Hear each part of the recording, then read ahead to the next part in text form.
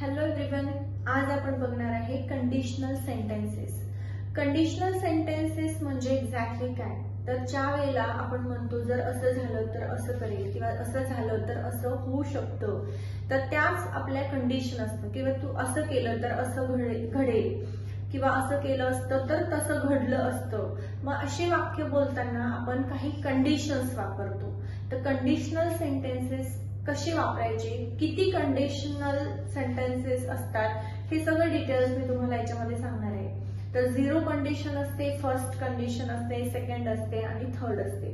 या तीन कंडिशन्स आपण त्याच्यामध्ये पाहणार आहोत. तर झिरो कंडिशनल सेंटेन्स म्हणजे एक्झॅक्टली काय आणि ते कसं वापरतो. तर झिरो कंडिशनल सेंटेन्स जे आहे त्यामध्ये आपण सिंपल प्रेझेंट वापरतो आणि दुसऱ्या सेंटेन्सला म्हणजेच कंडिशनला सुद्धा सिंपल प्रेझेंट टेन्स वापरतो. ठीक आहे, म्हणजेच आता इथे आपण काय केले, सिंपल प्रेझेंट टेन्स आणि simple present tense. It is use for general truth or fact. General truth असेल किंवा फॅक्ट असेल त्यासाठी आपण वापरतो. ठीक आहे, जसं की if you hit the water. आता इथे काय घेतलंय, सब्जेक्ट, आणि प्रत्येक वेळेला आपल्याला याच्यामध्ये इफचा यूज करायचा आहे. If you hit the water 200 degree Celsius it boils. Okay, जर पाणी 100 डिग्री सेल्सिअस वरती तापवलं तर ते बॉइल होतं. म्हणजेच आपण याला म्हणतो असं केलं तर असं घडतं. Zero condition, simple present, simple present. लक्षात आलंय. आणखी तुम्ही सेंटेन्सेस लिहून बघा, प्रॅक्टिस करा. सेकंड आपण बघूया फर्स्ट कंडिशनल सेंटेन्स. आता फर्स्ट कंडिशन मध्ये आपण काय करतो, तर इफ सिंपल प्रेझेंट टेन्स घेणार, त्यानंतर विल प्लस व्ही1 घेणार, म्हणजे simple future tense. Okay, first condition काय असते ते बघूया. फर्स्ट कंडिशन मध्ये आपण सिंपल प्रेझेंट घेतो आणि नंतर मग सिंपल फ्युचर घेतो. म्हणजे असं घडलं तर असं घडेल. ओके, असं झालं तर असं घडेल किंवा असं करेल. म्हणजेच आता याच्यामध्ये आपण कधी वापरतोय, तर पॉसिबल किंवा real situation in the future. Possible म्हणजे जे घडू शकतं किंवा रिअल सिच्युएशन की घडणार आहे, असं सिच्युएशन सांगताना आपण काय वापरतो, फर्स्ट कंडिशन वापरतो. मग आता याच्यामध्ये काय वापरणार आहे आपण, सिंपल प्रेझेंट आणि simple future. If it rains tomorrow.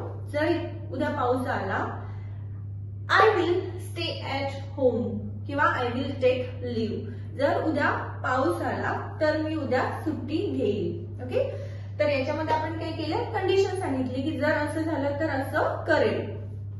Second condition. आता सेकंड कंडिशन आपण कधी वापरतो, ज्या वेळेला आपल्याला पास्ट मध्ये काही असं झालं तर असं घडू शकतं असं बोलायचं असेल, असं झालं तर असं घडू शकतं असं सांगायचं असेल तर. म्हणजे यामध्ये आपण काय वापरणार आहे, simple past plus would plus V1. Will आपण कन्फर्म गोष्टी असतील, रिअल गोष्टी होणार असतील तर त्यासाठी वापरतो, पण वुड आपण वापरतो ज्यामध्ये फ्युचर पॉसिबिलिटी आहे.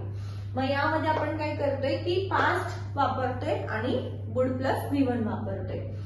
It is use for hypothetical situation और इमॅजिनरी सिच्युएशन. जे इमॅजिनरी सिच्युएशन असतील, इमॅजिनरी सिच्युएशन असतील किंवा हायपोथेटिकल सिच्युएशन असेल तर आपण हे वापरतो. म्हणजेच if I won the lottery I would buy bungalow. जर मी लॉटरी जिंकलो तर मी बंगलो घेऊ शकलो असतो. इफ आय वर bird I would fly in the sky. जर मी पक्षी असतो किंवा जर मी पक्षी असते तर मी आकाशात उडू शकले असते. Imaginary sentence, hypothetical situation. Okay, got it.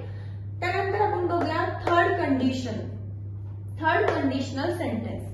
Third conditional sentence मध्ये आपण वापरणार आहे पास्ट परफेक्ट. म्हणजेच हॅड प्लस व्ही3 आणि would have plus व्ही3. Had plus व्ही3 आणि would have plus व्ही3.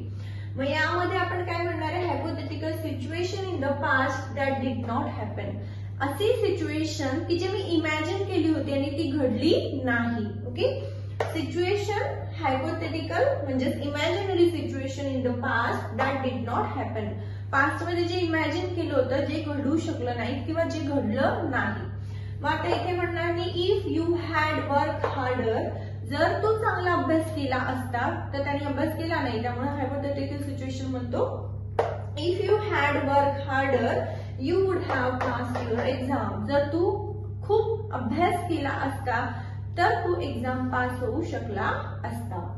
If we had played little better, if we had played little better we would have won the match. जर आपण चांगलं खेळलो असतो, थोडस अजून चांगलं खेळलो असतो तर आपण मॅच जिंकू शकलो असतो. ठीक आहे. तर हे जे कंडिशनल सेंटेन्सेस आहेत ते आपल्या बऱ्याचशा डेली यूज मध्ये येतात. तुम्ही ह्याची प्रॅक्टिस करा, अजून सेंटेन्सेस लिहून बघा. इमॅजिनरी सिच्युएशन मध्ये बोलताना आपण आय नंतर नेहमी वरचा यूज करतो. आय नंतर वरचा यूज करतो. WERE. आय वॉज म्हणत नाही, आय वर म्हणतो. पण जर रिअल सिच्युएशन असेल तर त्यामध्ये आपण आय वॉज म्हणतो. ठीक आहे. ह्या पॉइंट नेहमी लक्षात ठेवा. आय नंतर वर येणार आहे जेव्हा तुम्ही कंडिशनल सेंटेन्सेस बोलता आहे किंवा जेव्हा तुम्ही इमॅजिनरी सेंटेन्सेस बद्दल बोलत आहात. ओके. तर त्यावेळेला तुम्हाला वापरायचं आहे आय वर, not I was. Okay. Got it. So thank you so much. आणि जर तुम्हाला काही क्वेश्चन्स असतील, काही क्वेरीज असतील किंवा काही व्हिडिओज पाहिजे असतील तर तुम्ही कमेंट थ्रू मला कळवू शकता.